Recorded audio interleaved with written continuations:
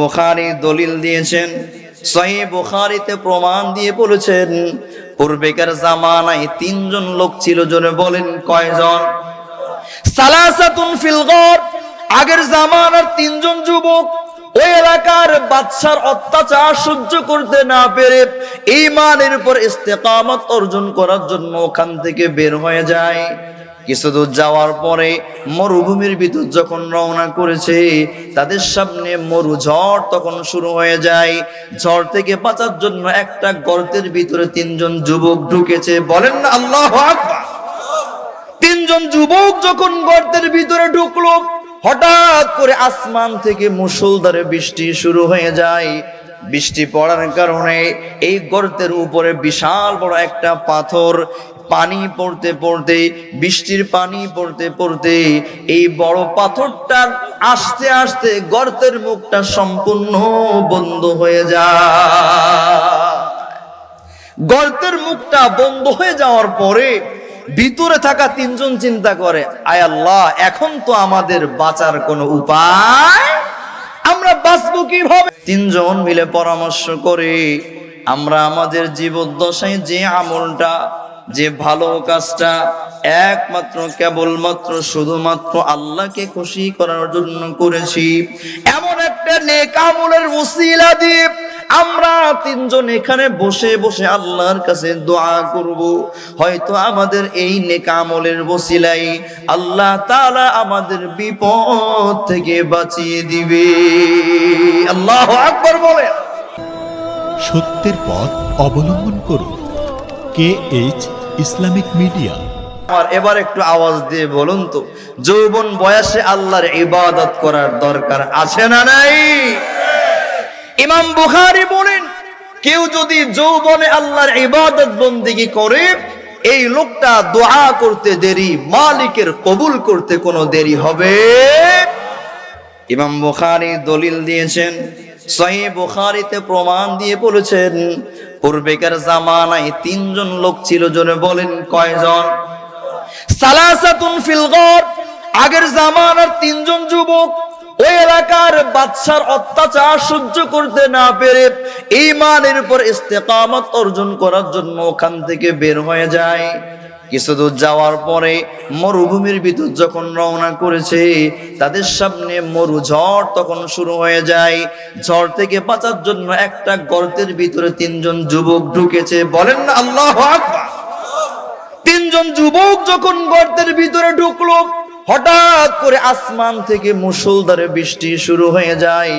বৃষ্টি পড়ার কারণে এই গর্তের উপরে বিশাল বড় একটা পাথর, পানি পড়তে পড়তে, বৃষ্টির পানি পড়তে পড়তে এই বড় পাথরটা আস্তে আস্তে গর্তের মুখটা সম্পূর্ণ বন্ধ হয়ে যায়।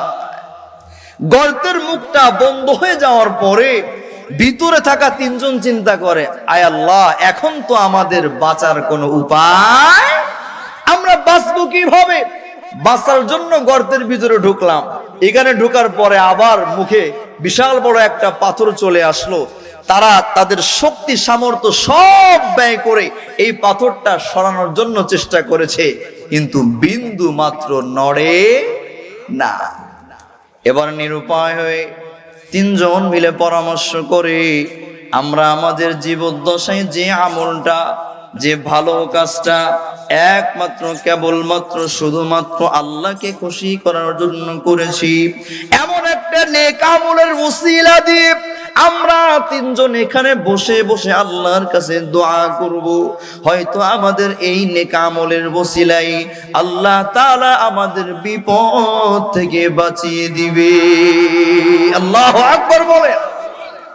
বিপদ থেকে বাঁচার জন্য প্রথম যুবক আল্লাহর কাছে দোয়া করে, আল্লাহ, আমার বৃদ্ধ বিদ্যা দুইজন পিতা মাতা আছে, আমি মা বাবার খুব খেদমত করি, আমি একদিন কাজ করতে করতে অনেক দূর চলে গেলাম, আমি ফিরতে অনেক রাত করে ফেললাম, অনেক রাতে বাড়ি ফিরলাম, আমি আসার সময় এক পেয়ালা দুধের ব্যবস্থা করে যখন আমার ঘরের ভিতরে ঢুকি, আল্লাহ দেখলাম আমার স্ত্রী ঘুমিয়ে গেছে, আমার সন্তানগুলি ঘুমিয়ে গেছে, আমার আব্বা আম্মা দুইজন ঘুমিয়ে গেছে, সবাই তখন ক্ষুধার্ত।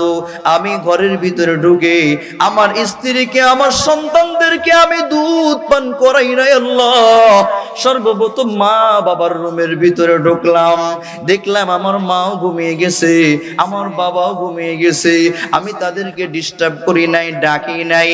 তাদের মাথার কাছে এই দুধের পেয়ালা নিয়ে সারা রাত আমি দাঁড়িয়ে রইলাম। মোনাজাতে কেঁদে কেঁদে বলে, ইয়া রাব্বাল আলামিন, সকাল হওয়ার পরে সর্বপ্রথম আমি আমার আব্বা আম্মাকে দুধ পান করিয়েছি, এরপরে সন্তান, তারপরে স্ত্রীকে পান করিয়েছি। আয় আল্লাহ, এই আমলটা যদি একমাত্র তোমাকে খুশি করার জন্য করে থাকি, মেহেরবানি করে তুমি আজকে আমাদের বিপদ থেকে বাঁচাও। আল্লাহু আকবার বলেন। বুখারীতে এসেছে, প্রথম যুবক আব্বা আম্মার খেদমতের ওসিলায় দোয়া করার সঙ্গে সঙ্গে আল্লাহ তাআলা গর্তের মুখের পাথরটা সামান্য পরিমাণ বাম দিকে সরিয়ে দেয়। জোরে বলেন সুবহানাল্লাহ। মুসলমান ভাইরা আমার, 2 নম্বরে একজন যুবক চিন্তা করে, আমার প্রথম ভাই যখন দোয়া করেছে, তাহলে আমি যদি দোয়া করি তাহলে পাথরটা আর একটু সরে যাবে। কথা বলেন ঠিক কিনা? একটু সরে যাওয়ার পরে আল্লাহর প্রতি ইয়াকিন বেড়ে যায়, বিশ্বাস তখন বেড়ে যায়। দ্বিতীয় ব্যক্তি দোয়া করে, আল্লাহুম্মা ইস্তাজারতু উজারা, আয় আল্লাহ আমি একজন কামলা নিলাম। কামলা তো বোঝেন, প্রতিদিন বা একদিনে 500 টাকা বা 1000 টাকা, এইভাবে আমরা প্রতিদিন এক একজন কাজের লোক ভাড়া নেই না? আর কথা বলেন, নেই কি নেই না? আপনাদের এইদিকে মনে হয় এই সিস্টেম নাই, আছে? মাশাআল্লাহ। আমার ভাইয়েরা দোয়া করে, আয় আল্লাহ আমি একজন কাজের লোক ভাড়া নিলাম। সারাদিন কাজ করার পরে সন্ধ্যার আগে আগে যখন তাকে আমি মজুরি দিব, টাকা পরিশোধ করব, তখন এই লোকটা টাকা না নিয়ে কোথায় যেন চলে যায়। আমি অনেক তালাশ করেছি, খোঁজাখুঁজি করেছি, কিন্তু তালাশ করে আমি পাই নাই।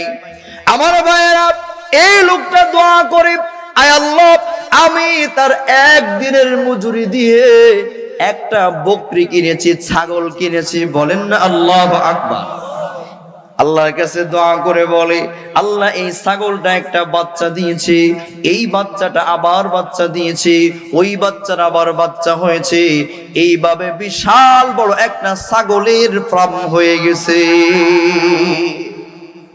দোয়ার ভিতরে কেঁদে কেঁদে বলে, আয় আল্লাহ এই লোকটা টানা 12 বছর পরে, জোরে বলেন কত বছর? 1 যুগ পরে এসে বলে, আমি তোমার কাছে একদিনের মজুরি পাই, ভাড়া পাই, টাকা দাও। বলে, দেখো আমার এই বাড়ির সামনে বিশাল বড় যে ছাগলের পাল তুমি দেখতেছো, এই ছাগলের পাল সবগুলি তোমার। আমার ভাইয়েরা কেঁদে কেঁদে মোনাজাতে বলে, আয় আল্লাহ একদিনের মজুরি পাবে। আওয়াজ দিয়ে বলুন ঠিক কিনা? একদিনের মজুরি পাবে, ভাড়া পাবে। আমি একদিনের মজুরি দিলে আমার হক আদায় হয়ে যেত, কিন্তু আমি গোটা ছাগলের পাল তাকে দিয়েছি। এই লোকটা ছাগলের পাল নিয়ে চলে যায়। এই আমলটা যদি একমাত্র তোমাকে খুশি করার জন্য করি, মেহেরবানি করে আজকে আমাদের বিপদ থেকে তুমি বাঁচাও। আল্লাহু আকবার বলেন। প্রিয় ভাইরা আমার, এবার দোয়া করার পরে, দ্বিতীয় ব্যক্তি দোয়া করার পরে আল্লাহ তাআলা পাথর খণ্ডটা আরেকটু সরিয়ে দেয়। জোরে বলেন সুবহানাল্লাহ। এবার আমার দিকে তাকান, এখানে সূক্ষ্ম কিছু কথা আছে। আমার দিকে তাকান, এই যে পানির বোতলটা আছে, এই পানির বোতলটা ভারী নাকি বিশাল বড় একটা পাথরের ওজন বেশি? কথা বলেন। এই পানির বোতলের চাইতে আরো বড় পাথরের ওজন কম না বেশি? এই পানির বোতল যদি উপর দিক থেকে সরে বা উপর দিক থেকে ছেড়ে দেওয়া হয়, বলেন তো এটা যায় কোন দিকে? আর আওয়াজ দিয়ে বলেন কোন দিকে যায়? এটা ছাড়ার পরে কি ডানে বামে কোথাও যাবে? আমি ছেড়ে দিলে ডানে যাবে, আমি ছেড়ে দিলে বামে যাবে? প্রিয় ভাইয়েরা আমার, কথা হলো ইমাম বুখারী এই হাদিস রিওয়ায়াত করেছেন। এই হাদিসের উপরে কিছু নাস্তিক মুরতাদ কুলাঙ্গার আছে, তারা বলে পাথর আবার ছাড়লে তো নিচের দিকে যাবে, ডানে বামে কেমনে পাথর সরে, এটা আমাদের বুঝে আসে না। জোরে বলেন না আউযুবিল্লাহ। আমাদের ওলামা একরাম বলেন, আপনারা জানেন আপনার আমার চেষ্টা যেখানে গিয়ে শেষ হয়, বান্দার চেষ্টা যেখানে গিয়ে শেষ হয়, আল্লাহর কুদরত সেখান থেকে শুরু হবে। আওয়াজ দিয়ে বলুন ঠিক কিনা? বিজ্ঞান এত চাপাবাজি করে, এত লাফালাফি করে, এটা বানিয়েছে সেটা বানিয়েছে, কত কিছু করে ফেলেছে, কিন্তু বিজ্ঞান এখনো উপরের দিকে তাকাইলে দিনের বেলায় যে প্রথম আসমান দেখা যায়, বলেন তো বিজ্ঞান কি এখনো প্রথম আসমানের ছাদ পর্যন্ত যেতে পেরেছে? বলেন তো কিয়ামত পর্যন্ত পারবে? কোনোদিন সম্ভব না। ভালো করে শোনেন, খেয়াল করবেন, আমাদের এই বাংলাদেশ থেকে যে প্লেনে করে আমরা সৌদি আরব যাই হজ বা উমরা করতে, এই প্লেনের সময় লাগে 6 ঘন্টা। জোরে বলেন কয় ঘন্টা? আমার কথা মনে হয় সবাই বুঝতেছেন না। বলেন না কয় ঘন্টা? এই 6 ঘন্টার জার্নি সময় লাগে মাত্র 6 ঘন্টা। এখানে যেতে 1 লক্ষ লিটার তেলের প্রয়োজন হয়। কত লক্ষ লিটার?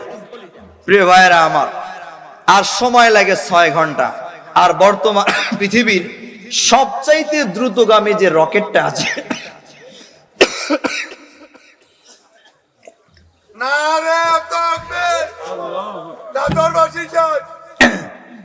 বর্তমান পৃথিবীর সবচাইতে দ্রুতগামী যে রকেটটা আছে, এই রকেটটা প্রতি সেকেন্ডে যায় মাত্র 7 কিলোমিটার। বলেন কয় কিলোমিটার? আরে কথা কয় না, কয় কিলো? 1 সেকেন্ডে মাত্র 7 কিলোমিটার যায়। আমার দিকে তাকান, বিজ্ঞান বলে কেউ যদি একটা রকেট বানায় যেটা প্রতি সেকেন্ডে 1,86,000 কিলোমিটার, অর্থাৎ 1,86,000 মাইল, অর্থাৎ 3 লক্ষ কিলোমিটার বেগে ছুটতে পারে প্রতি সেকেন্ডে, এমন একটা রকেট যদি কেউ বানায়, তাহলে এখান থেকে রওনা দিলে প্রথম আসমানের ছাদ পর্যন্ত যাইতে মাত্র 500 বছর লাগবে। কয় বছর? আচ্ছা বলেন তো, কেউ কোনোদিন 500 বছর বাঁচবে? আরে কথা বলেন, 500 বছর বাঁচা সম্ভব? আর এখান থেকে সৌদি আরব যাইতে লাগে 1 লক্ষ লিটার মাত্র 6 ঘন্টার জন্য। তাহলে 500 বছর পথ অতিক্রম করার জন্য এই রকেটে যে পরিমাণ তেল লাগবে, এমন তেলের ট্যাঙ্কি বানানো কোনোদিন সম্ভব? জোরে বলেন, বানানো যাবে? এই জন্য বিজ্ঞান যত চাপাবাজি করুক না কেন, তারা আল্লাহর বানানো প্রথম আসমান পর্যন্ত যেতে পারবে না। চিল্লায় বলেন ঠিক কিনা? প্রিয় ভাইয়েরা আমার, নাস্তিক মুরতাদরা আল্লাহকে মানতে চায় না। একটু আওয়াজ দিয়ে বলুন তো, আমাদের একজন আল্লাহ আছে না নাই? আমাদের আল্লাহ কি আছে? আমার ভাইয়েরা, ওরা মাঝে মাঝে মার্কেটে এক একটা কথা ছাড়ে, আর কি বলে আল্লাহই ভালো জানে। বাস্তবে ওদের মাথায় কিন্তু কোনো বুদ্ধি নাই। প্রিয় ভাইয়েরা আমার, কিছুদিন আগে একজন বলেছিল, আমরা যারা মানুষ, আমরা নাকি বানরের জাতি। কি বলেন? আমাদের আব্বা আম্মা কেউ বানর? আমাদের দাদা দাদি কেউ বানর? আমাদের নানা নানি কেউ বানর ছিল? আল্লাহ বলেন, কাররামনা বানি আদম, আমি বনি আদমকে সম্মানিত করেছি। আল্লাহ আমাদেরকে বলে আদমের সন্তান, আর ওরা বলে আমরা বানরের সন্তান। বলেন না নাউযুবিল্লাহ।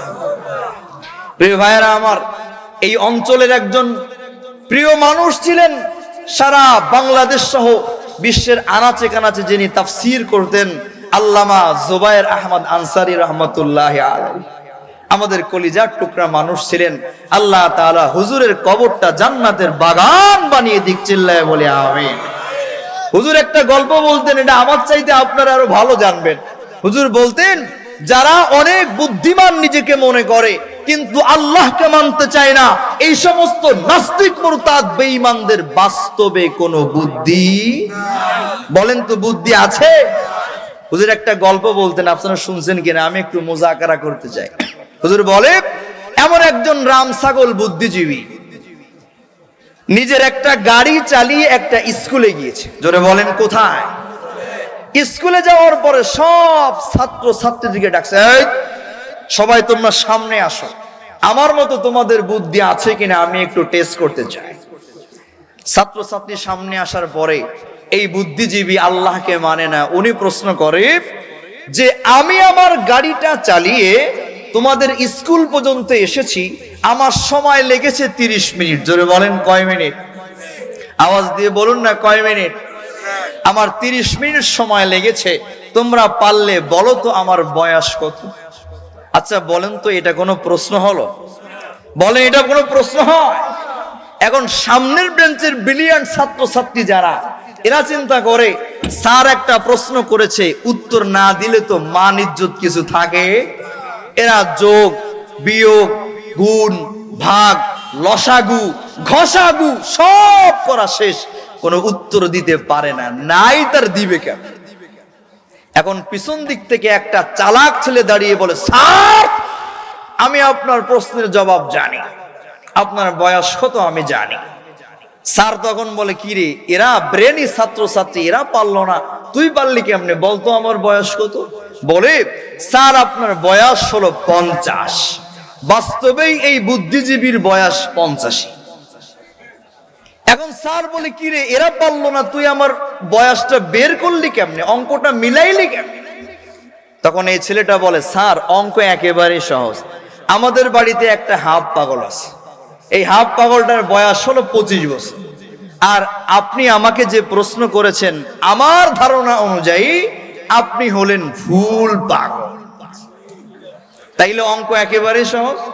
আমাদের বাড়ির হাফ পাগলের বয়স যদি 25 হয়, তাহলে আপনার মতো ফুল পাগলের বয়স 50 হবে। চিল্লায় বলেন ঠিক না? স্পষ্ট ভাষায় বলতে চাই, এদেশে আল্লাহু আকবারের সুরে সূর্য ওঠে, এদেশে আল্লাহু আকবারের সুরে সূর্য ডোবে, এদেশের কৃষক মাঝি মাল্লা সবার ঠোঁটে সোনরে লা ইলাহা ইল্লাল্লাহর জিকির ওঠে। এই বাংলাদেশ দাড়িওয়ালা টুপিওয়ালা মুসলমানদের দেশ। এই বাংলার জমিনে ইসলাম আগেও ছিল, বর্তমানে ইসলাম আছে, কিয়ামত পর্যন্ত ইসলাম থাকবে। কোন নাস্তিক মুরতাদ বেঈমান যদি বাংলাদেশ থেকে ইসলাম দূর করতে চায়, তারাই ধ্বংস হয়ে যাবে। চিল্লায় বলেন ঠিক কিনা?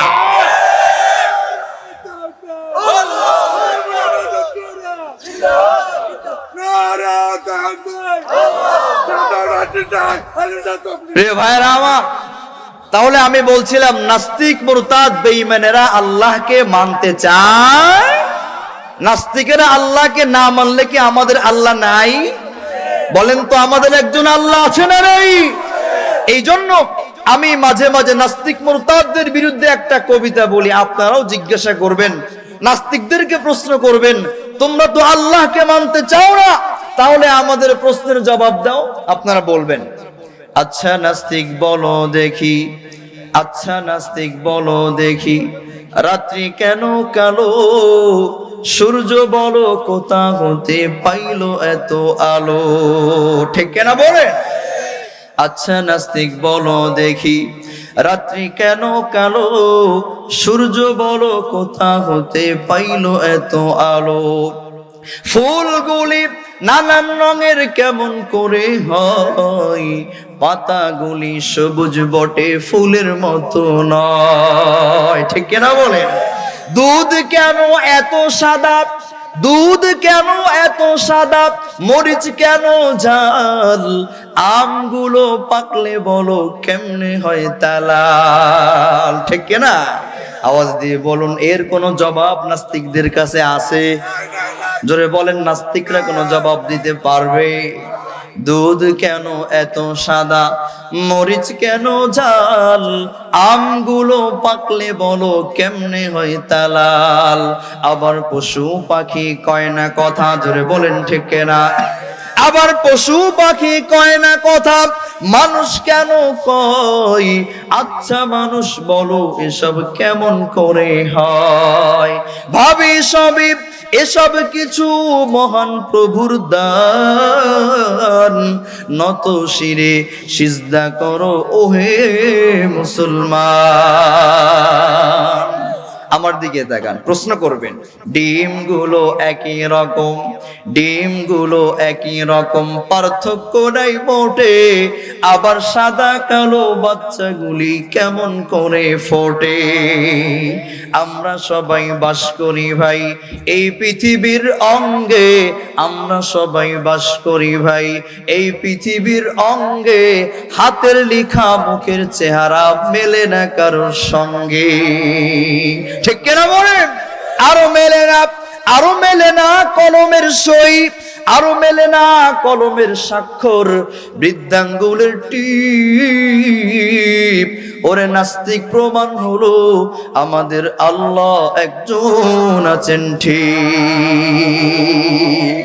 আওয়াজ দিয়ে বলুন তো, আমাদের আল্লাহ আছে না নাই?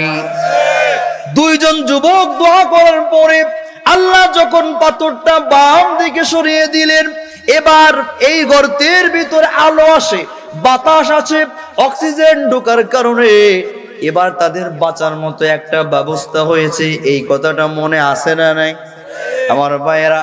এবার তারা চেষ্টা করেছে ওখান থেকে বের হওয়ার জন্য, বের হতে পারে না, কিন্তু তাদের মনটা খুশি।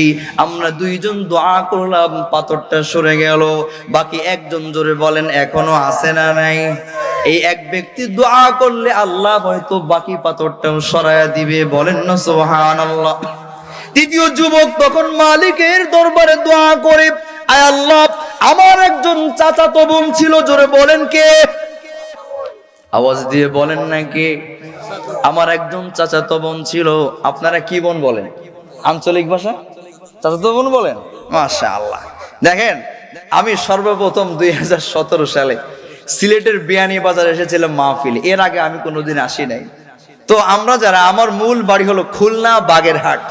খান জাহান আলী রহমতুল্লাহ আলীর মাজার থেকে আমাদের বাড়ি যেতে 5-7 মিনিট লাগে মাত্র।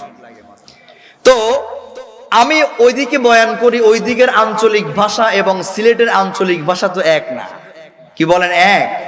খুলনা বাগেরহাটের কথা একরকম, সিলেটের ভাষা সম্পূর্ণ ভিন্ন। আমি যখন সর্বপ্রথম সিলেটে আসি, অনেক দূর আসার পরে মারাত্মক ক্ষুধা লেগেছে। ড্রাইভার সাহেবকে বললাম, ভাই আমার তো ক্ষুধা লেগেছে, একটা হোটেল দেখে একটু দাঁড়ান তো, কিছু নাস্তা করি। ড্রাইভার সাহেব একটা হোটেলের সামনে গিয়ে গাড়ি থামাইলেন। একটু আওয়াজ দিয়ে বলুন তো, এই হোটেলের সামনে হোটেলের নামটা সাইনবোর্ডে লেখা থাকে কি থাকে না? হোটেলের নাম সাইনবোর্ডে লেখা ইয়ান্তুন খাইজান। এটা তো আপনাদের ভাষা, আপনারা ভালোই জানেন। আমি মনে করছি এটা মনে হয় কোনো আরবি শব্দ, কারণ সিলেট তো আল্লাহওয়ালাদের জমিন। হাজারো আলেম আল্লাহওয়ালা বুজুর্গ সিলেটের জমিনে ঘুমিয়ে আছে, কথা বলেন ঠিক না? আমি ভেবেছি মনে হয় আপনারা আরবি ভাষাকে খুব ভালোবাসেন, এই জন্য হোটেলের নামটা আরবিতে লিখছেন। আমি আবার চিন্তা করলাম, আল্লাহ তুমি তো কোরআনের হাফেজ বানিয়েছো, মাওলানা মুফতি পড়িয়েছো, আলহামদুলিল্লাহ। এই কোয়ালিটির শব্দ কোরআন হাদিসের কোথাও তো আমি খুঁজে পাই নাই। পরে আমি বললাম, আমার সাথে একজন ছিল, তার বাড়ি সিলেট। বললাম, ভাই ইয়ান্তুন খাইজান অর্থ কি? ও বলে, হুজুর অর্থ হলো এই হোটেল থেকে খেয়ে যা। এটা আপনাদের আঞ্চলিক ভাষা। এরপরে একজন মুরব্বী বয়ান শেষ করার পরে যখন খাওয়া দাওয়া শেষ হয়ে যায়, খাবার শেষে মিষ্টি সামনে দিয়ে বলে, হুজুর সাদা হু খাইবা না কালা হু খাইবা। এই ভাষা তো আমি কোনোদিন আগে শুনি নাই, আপনাদের আঞ্চলিক ভাষা। আল্লাহর কসম করে বলে আমার কাছে খুবই ভালো লাগে, খুবই ভালো লাগে। কেউ যদি সিলেটি ভাষায় আমার সাথে কথা বলে, শুনতে খুবই ভালো লাগে। প্রিয় ভাইয়েরা আমার, এই জন্য আমার কথা কি আপনারা বুঝতেছেন? পিছনের ভাইরা একটু হাত জাগান তো, কথা কি বোঝা যায়? আওয়াজ কি ক্লিয়ার আছে? নারায়ে তাকবীর। মুসলমান ভাইরা আমার, 3 নম্বর যুবক আল্লাহর কাছে দোয়া করে বলে, আয় আল্লাহ, আমার একজন আপন চাচাতো বোন ছিল, চেহারা অনেক সুন্দর। আমার এই বোনকে আমি খুব ভালোবাসতাম। আমি তার সাথে খারাপ কাজ করার জন্য অনেকবার অফার করেছি, কিন্তু আমার বোন রাজি হয় না। কিছুদিন পরে আমার বোন মারাত্মক একটা বিপদে পড়ে অসহায় হয়ে আমার কাছে কিছু টাকা ধার চেয়েছে। আমি তখন বোনকে বললাম, তুমি যদি আমার সাথে জেনা করো, তুমি যদি আমার সাথে খারাপ কাজ করো, তাহলে আমি তোমাকে টাকা ধার দিব। জোরে বলেন নাউজুবিল্লাহ। আমার চাচা তো বোন বাধ্য হয়ে আমাকে আমার থেকে টাকা ধার নেওয়ার জন্য, আমার সাথে জিনা করার জন্য রেডি হয়ে যায়, আমি আমার বোনের সাথে খারাপ কাজ শুরু করব। জানালাগুলি বন্ধ করে দিলাম, দরজা বন্ধ করে দিয়েছি, কাপড় চোপড় খুলে এখন জিনা শুরু করব। হঠাৎ করে আমার মনে পড়লো, আয় আল্লাহ, এই ঘরের ভিতরে কেউ যদি আমাকে না দেখে, আল্লাহ তুমি আমাকে এই ঘরের ভিতরে দেখতেছো। কথা বলেন ঠিক কিনা? আমার ভাইয়েরা, যুবক তখন চিন্তা করে কিয়ামতের কঠিন ময়দানে 5টা প্রশ্নের জবাব না দিয়ে কোনো বনি আদম সামনে যেতে পারবে না। 1 নম্বর প্রশ্ন, আন উমরিহি ফিমা আফনা, তুমি তোমার জীবনটাকে কোন পথে ব্যয় করেছো। 2 নম্বর স্পেশাল প্রশ্ন হবে, ওয়া আন শাবাবিহি ফিমা আবলা, তুমি তোমার যৌবনকালটা কোন পথে ব্যয় করেছো। এই যুবক তখন চিন্তা করে, আমি এখন যদি আমার বোনের সাথে খারাপ কাজে লিপ্ত হয়ে যায়, কেউ না দেখলে আল্লাহ কিন্তু আমাকে দেখে। আল্লাহ যদি কিয়ামতের কঠিন ময়দানে জিজ্ঞাসা করে, কেন তোমার অসহায় চাচাতো বোনের সাথে জিনা করেছো, আমি আল্লাহকে কোনো জবাব দিতে পারবো না। মোনাজাতের ভিতরে কেঁদে কেঁদে বলে, ইয়া রাব্বাল আলামিন, আয় আল্লাহ, আমি আমার বোনের সাথে খারাপ কাজ করি নাই। আমি তখন দাঁড়িয়ে গেলাম, কাপড় চোপড় পরে নিলাম, আমি ভয় পেলাম কিয়ামতের কঠিন ময়দানে তোমার সামনে দাঁড়িয়ে হিসাব দিতে হবে, ঠিক কিনা? আল্লাহ এটাই কোরআনে বলেছেন, ও আম্মা মান খাফা মাকামা রাব্বিহি ওয়া নাহান নাফসা আনিল হাওয়া ফাইন্নাল জান্নাতা হিয়াল মাওয়া। যে লোকটা এ কথা বিশ্বাস করে যে আল্লাহর সামনে দাঁড়িয়ে আল্লাহ আমাকে হিসাব দিতে হবে, কিয়ামতের ময়দানে আল্লাহ জিজ্ঞাসা করবে, এই ভয় কেউ যদি গুনাহ ছেড়ে দেয়, আল্লাহ বলেন ফাইন্নাল জান্নাতা হিয়াল মাওয়া, এই লোকটার ঠিকানা হবে জান্নাত। আল্লাহু আকবার বলেন। মুসলমান ভাইয়েরা আমার, এই লোকটা মুনাজাতে কেঁদে কেঁদে বলে, আয় আল্লাহ, আমি জিনা করি নাই, আমার বোনকে আমি ছেড়ে দিয়েছি, এটা একমাত্র কেবলমাত্র তোমাকে খুশি করার জন্য। এই আমলটা যদি একমাত্র তোমাকে খুশি করার জন্য করে থাকি, আয় আল্লাহ, এই নেক আমলের ওসিলায়, গুনাহ থেকে বেঁচে থাকার ওসিলায় আজকে তুমি আমাদেরকে বিপদ থেকে বাঁচিয়ে দাও। আমার ভাইয়ের, আমার দিকে তাকান। এই দ্বিতীয় ব্যক্তি দোয়া করার সাথে সাথে বিশাল বড় পাথরটা আল্লাহ তাআলা গর্তের মুখ থেকে সম্পূর্ণ সরিয়ে দেয়। বলেন না সুবহানাল্লাহ। এবার একটু আওয়াজ দিয়ে বলুন তো, যে যুবকগুলি আল্লাহর কাছে দোয়া করেছে, সেই আল্লাহ এখনো আছেন না নাই? জোরে বলেন, সে আল্লাহ এখনো আছেন না নাই? শেষ হয়ে গেছে? আচ্ছা আচ্ছা, ঠিক আছে। আমার ভাইয়া ভালো করে বুঝবেন, আল্লাহ পাক রব্বুল আলামিনের কাছে যুবকরা যখন দোয়া করেছে, আওয়াজ দিয়ে বলুন তো, সেই আল্লাহ এখনো আছে না নাই? জোরে বলেন, আল্লাহ আছে না নাই? তাহলে আল্লাহ যদি তাদের দোয়া কবুল করে, আমাদের দোয়া কবুল করবে কি করবে না? এই জন্য নবীজির 5 নসিহতের ভিতরে, হুজুর আসছে নাকি? হুজুর আসছে? নারায়ে তাকবীর। আপনাদের কি কষ্ট হচ্ছে? আমি আর বেশি সময় কথা বলবো না, প্রধান মেহমান চলে আসবেন, আপনারা একটু ধীর স্থির ভাবে বসবেন তো ইনশাআল্লাহ। এত সুন্দর একটা আয়োজন করেছে আপনাদের এলাকার যুব সমাজ, আল্লাহ তাআলা এই প্রিয় ভাইদেরকে কবুল করেন, সকলে বলে আমিন। মুসলমান ভাইয়েরা আমার, আমি বলছিলাম নবীজির 5 নসিহতের কথা মনে আছে না নাই? 1 নম্বর নসিহত, শাবাবাকা ক্বাবলা হারামিক, আল্লাহ তাআলা তোমাকে দয়া করে মায়া করে যৌবন দান করেছেন। এই যৌবন শেষ হয়ে যাওয়ার আগে যৌবনে ইবাদতে কাটিয়ে দাও, ঠিক কিনা? আমার ভাইয়ের, আমি বলছিলাম, কেউ যদি যৌবনে ইবাদত বন্দেগী করে, আল্লাহ তাআলা তাদেরকে মুস্তাজাবুদ দাওয়া বানিয়ে দেয়। তার মানে এই যুবক হাত তুলে আল্লাহর কাছে দোয়া করতে দেরি, আল্লাহ তাআলা কবুল করতে কোনো দেরি করবে না, ঠিক কিনা? প্রিয় ভাইয়েরা আমার, দুই নম্বর নবীজির নসিহাত, ওয়াসিহাতাকা ক্বাবলা সাকামিক, আল্লাহ তোমাকে এখন সুস্থ রেখেছে, তুমি অসুস্থ হয়ে যাওয়ার আগে সুস্থতার সময়টা কাজে লাগাও। বলেন না সুবহানাল্লাহ। আওয়াজ দিয়ে বলুন তো, অসুস্থ হয়ে গেলে ইবাদত করা যায়? আরে কথা বলেন, অসুস্থ হয়ে গেলে মন চাইলেই ইবাদত করা যায়? না না না না, সুস্থতা আল্লাহর বড় নিয়ামত। আপনারা জানেন মূসা আলাইহিস সালাম নামক একজন পয়গম্বর ছিল। কথা বলেন ঠিক কিনা? আল্লাহ বলেন উলুল আজমি মিনার রাসূল, যারা শ্রেষ্ঠ 5 জন রাসূল যারা, তাদের ভিতরে মূসা নবী অন্যতম। কথা বলেন ঠিক কিনা? আল্লাহ বলেন ওয়াইদ আখাযনা মিনান নাবিয়িনা মিসাকাহুম ওয়া মিনকা ওয়া মিন নূহি ওয়া ইব্রাহিমা ওয়া মূসা ওয়া ঈসা ইবনে মারইয়াম ওয়া আখাযনা মিনহুম মিসাকান গালিযা। এই আয়াতে আল্লাহ 5 জন শ্রেষ্ঠ নবীর নাম নিয়েছেন, তাদের ভিতরে মূসা আলাইহিস সালাম অন্যতম। বলেন না সুবহানাল্লাহ।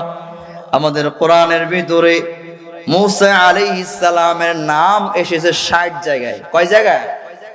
কথা বলেন, কত জায়গায়? 60 জায়গায় আল্লাহ মূসা পয়গম্বরের নাম নিয়েছেন। সুবহানাল্লাহ বলেন। মূসা আলাইহিস সালাম তুর পাহাড়ে গিয়ে আল্লাহর সাথে কথা বলতেন। মুফাসসিরগণ বলেছেন, ইবনে কাসিরে এসেছে একবার, দুইবার, তিনবার নয়, তুর পাহাড়ে গিয়ে মূসা আলাইহিস সালাম আল্লাহর সাথে সরাসরি কমপক্ষে 3000 বার কথা বলেছে। জোরে বলেন কয় হাজার বার? আওয়াজ দিয়ে বলুন না কয় হাজার বার? একদিন মূসা নবীকে আল্লাহ জিজ্ঞাসা করে, মা তিলকা বিয়ামিনিকা ইয়া মূসা, ও মূসা তোমার ডান হাতে কি? মূসা আলাইহিস সালামের হাতে ছিল লাঠি। জোরে বলেন কি? আওয়াজ দিয়ে বলতে হবে কি? উনি বলে ক্বালা হিয়া আসাই, আল্লাহ আমার হাতে হলো লাঠি। বলেন তো আল্লাহর প্রশ্নের জবাব হয়েছে কি হয় নাই? আল্লাহ বলছে ডান হাতে কি, বলছে লাঠি। প্রশ্নের জবাব কিন্তু হয়ে গেছে। প্রিয় ভাই আমার, কথা বলেন ঠিক না? কিন্তু যাকে আমরা মোহাব্বত করি, ভালোবাসি, বলেন তো তাদেরকে উনি বলে ওয়ালিয়া ফিহা মাআরিবু উখরা, আল্লাহ আমি এই লাঠি দিয়ে অনেক কাজ করি। বলেন না সুবহানাল্লাহ। এইভাবে মূসা পয়গম্বর শুধু কথা বলতেন। হঠাৎ করে মালিকের কাছে জিজ্ঞাসা করে, মালিক আমি মূসা যদি আল্লাহ হইতাম, তুমি আল্লাহ যদি মূসা হতে, আমার কাছে তুমি কি চাইতা? আল্লাহ তখন মূসাকে ডেকে বলে, ও মূসা, আমি যদি মূসা হতাম, তুমি যদি আল্লাহ হতে, আমি তোমার কাছে সুস্থতার নিয়ামত চাইতাম। আপনারা জানেন বাংলাদেশে একটা গ্রুপ আছে নাম করা যমুনা গ্রুপ। জোরে বলেন জানা আছে না নাই? এই যমুনা গ্রুপের চেয়ারম্যান নুরুল ইসলাম বাবুল সাহেব, যমুনা গ্রুপের চেয়ারম্যান, মরার আগে যখন সাকারাতে মাউত শুরু হয়ে যায়, বুকের ভিতরে মারাত্মক ব্যথা শুরু হয়ে যায়, উনি বিদেশ থেকে ডাক্তার এসেছে, দেশের বড় বড় ডাক্তাররা তার কাছে আসার পরে বলে, আমি আমার জীবদ্দশায় হাজার হাজার কোটি টাকা কামাই করেছি, সব টাকা তোমাদেরকে দিব, বিনিময়ে আমার বুকের যন্ত্রণা ভালো করে দাও। আওয়াজ দিয়ে বলতে হবে, ডাক্তাররা বুকের ব্যথা ভালো করতে পারবে? একটু আওয়াজ দিয়ে বলুন তো, সুস্থতা দান করার মালিক কে? এই জন্য নবীজি 2 নম্বর নসিহত করেন, ওয়াসিহাতাকা ক্বাবলা সাকামিক।